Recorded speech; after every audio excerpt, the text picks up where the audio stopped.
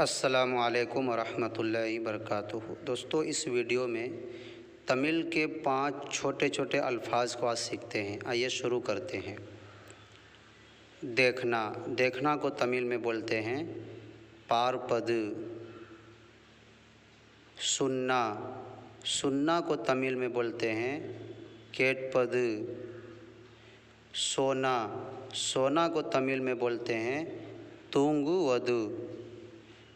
पढ़ना, पढ़ना को तमिल में बोलते हैं पढ़िपद। लिखना, लिखना को तमिल में बोलते हैं एलुदुवदु। तो ये 5 तमिल के अल्फाज हैं, आप इसको याद करें। इंशाअल्लाह कल इन्हीं अल्फाज से रिलेटेड जुमले आपकी खिदमत में लेकर हाजिर होऊंगा। वीडियो को लाइक करें, कमेंट करें और इस तरह की मज़ीद वीडियो देखने के लिए सब्सक्राइब करें, फॉलो करें।